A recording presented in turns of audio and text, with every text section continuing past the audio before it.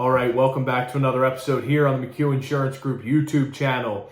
Today's topic, what I want to talk about is business insurance related and more specifically geared towards people who are thinking about starting a business, people who are new into running a business. And what I want to really emphasize and explain here are the three main things that you need to think about when you're starting a business as it relates to your insurance. Now, people who have been in business for decades will understand just how complex insurance can be. And for somebody who's just starting out, it can be the most complicated thing in the entire world. So my goal here is to really just break down what it is when you're just getting started out, you're trying to keep your overhead down, you're not really sure what your next 3, 5, 10 years are going to look like, and what you should do from an insurance perspective and how that should all line up. And the three things we're going to talk about in its simplest form, we're going to be talking about protecting and insuring three things. One being your risk or your work. Number two is going to be your stuff.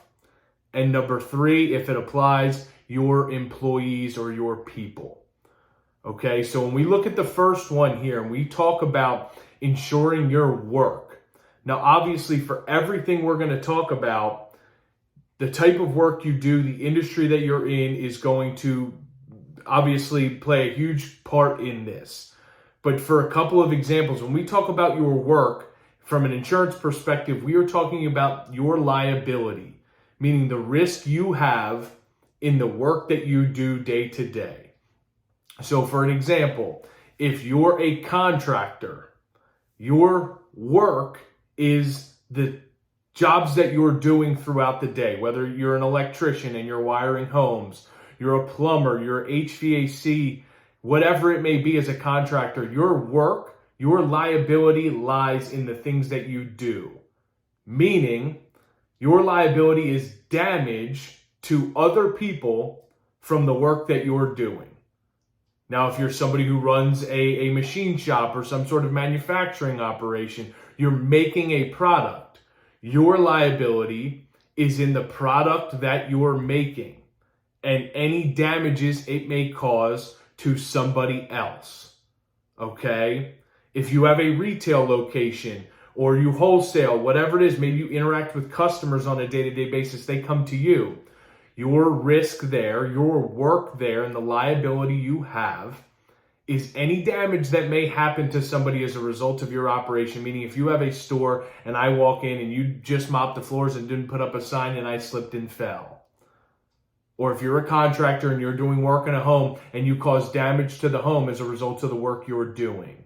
Or you're a manufacturer and you make things and as a result of a product that you made, it malfunctions or it doesn't work properly, and then somebody gets damaged as a result of that. If you run a repair shop and you work on cars, your risk, your work, your liability is the work that you're doing to those vehicles and any damage that may arise from it. That is the number one exposure you need to think about when you're starting your business and trying to find an insurance policy that will cover you there. Making sure that you are covered for any damages that you may be liable for to a third party as a result of your work. Okay? And again, any industry that you're in is going to sway that one way or another. If you're somebody who just has an online business, your liability is minimal, but it is still there. If you process credit card and payment information and you have access to that records for customers, whatever it may be, you have a liability in those transactions. So for people with startup businesses who just do things online or think, hey, I just run a small operation, we're not super big, we don't need the insurance, I'm here to tell you right now that you absolutely do. At a bare minimum, you need to consider protecting your liability. If not, you are self-insuring any assets or any value that the business has, because in the event of a third party having damages or being injured or whatever it may be, without insurance, you're self-insuring that risk. So if somebody sues you as a result of damage caused by you or your work, regardless of what kind it may be, then you're going to be at risk for that. That's what insurance is for. Okay? The second piece, we talked about your work. The second piece is your stuff. And that is the simplest way for me to put it. And that could be anything, again, depending on what kind of business you have. It is anything that you or the business owns that is crucial or used in any capacity within your business. So, for example, if we go back to a contractor, we're talking about tools, right? Your handyman, your electrician, etc. Anything that may be on your van, anything that may go to a job site that you would want to insure. If you have property that you own or the business owns in a vehicle that may get stolen, or in a warehouse that could get stolen or damaged as a result of fire, that is all lumped in there under your stuff. Again, back to the manufacturing example, if you have equipment, if you have, tools, if you have molds, if you have finished goods, then that is all lumped into your stuff. And again, if you're just first getting started out, maybe you don't have a ton of inventory, maybe you don't have a lot of business-owned assets, real property assets. But as you continue to build your business and grow, the more things you're going to have, the more stuff you're going to have that you're going to want to make sure that you are covering. Okay? And I tell you right now, people will say, well, I only have 5 or 10, 15 grand of things, especially when they're just getting started out. Can you afford to replace that out of pocket? Or do you want to leverage that risk with your insurance policy? That's all we're talking about here when it comes to insurance. If you're just getting started out, understand everything insurance related is about leveraging risk. What can you afford to pay out of pocket and cover out of pocket versus what can you not? And then building an insurance policy around that. If you can afford to cover up to 10 grand out of pocket, then fine. Don't buy an insurance policy to cover every $500 claim. Buy something that fits your needs and your risk appetite. And if you don't have a ton of stuff, but you couldn't afford to replace it, you can still find a policy that will fit your needs there.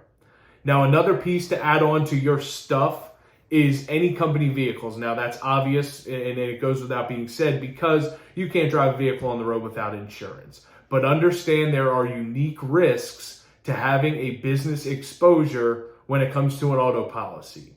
A lot of people, when they're getting started out, will just leave it on their personal policy because they own it personally. And legally, if you own it personally, it needs to be on a personal policy.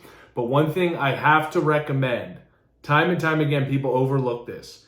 If you use your personal vehicle, if its primary use is within your business, and you get into an accident and you have your vehicle insured on a personal policy, you are opening up yourself personally and your family to any lawsuits as a result of, by being in the vehicle, any accidents or anything like that, because you're insuring it personally. So for an example, I run an insurance agency. I'm in the vehicle all day long. If my vehicle is owned personally and I get into an accident, that LLC that I've created for my business can't protect me because it's going to go against my personal insurance policy because my vehicle is owned personally.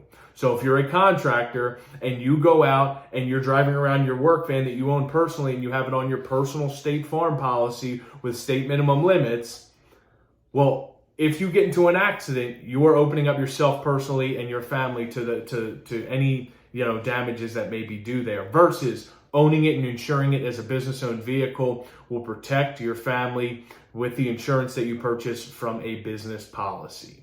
Okay? And again, that's lumped into the stuff there, but that's the one caveat I want you to understand as far as vehicle insurance goes, whether you should insure it personally or through a business. And the last piece, again, this is industry specific depending on what you're doing, but we're talking about your employees, okay? We talk about insuring your employees and protecting them. What does that mean? Simply, it is a work comp policy. If you have people who work for you, whether they be W-2 or 1099 employees, you should and legally are required to carry workers' compensation for them. I'll give you an example. You have a W-2 employee who's working for you and they're making deliveries for you. They're doing a job for you, but you're 1099ing them. Hey, I don't have employees. I don't need insurance. If that person gets injured while working in the scope of your business or doing work for your business, then they are not going to be covered without you having a work comp policy. They are not going to be covered. And as a result, because they're working in the scope of your business and doing work for your business is liable for any injuries that they may sustain, whether you think it's right or wrong. Okay, and excuse me, that's if you have somebody who's a W-2, you are legally required to carry it. If somebody's a 1099 employee and they are working for you, if they don't carry their own work comp policy, your business is liable for any injuries that may occur to them. This is one way that insurance agents get in trouble, and it's another way that businesses get in trouble, is they say, hey, they're 1099, they're not on my payroll, I do not need to carry workers' compensation for them. When in fact, if they don't carry it themselves, now if you're subcontracting out and they have their own policy, then they're fine.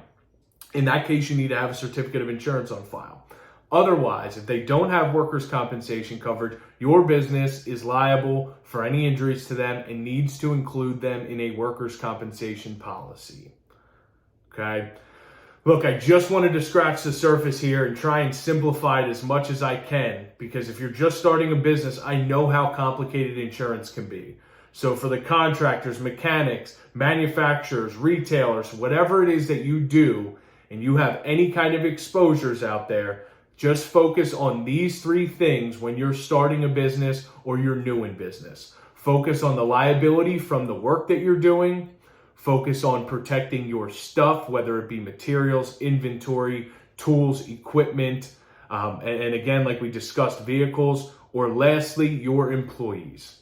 Those are the three things you need to worry about. We can get into the weeds, and there's a time and a place to discuss your employment practices liability and your cyber insurance and everything else like that. But the three core things you need when starting your business or when you're early in business is to make sure you're covering your liability, you're covering your property, and you're covering your employees.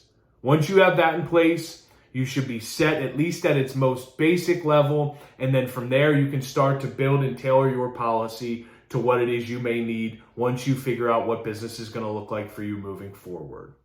That's it for today. We'll dig in more on this topic down the road. I really want to start putting out some more information to help people understand what it is they need to have when they're starting a business. Insurance is so complex. So stay tuned. Make sure you like and subscribe to our channel so you don't miss out on any more content.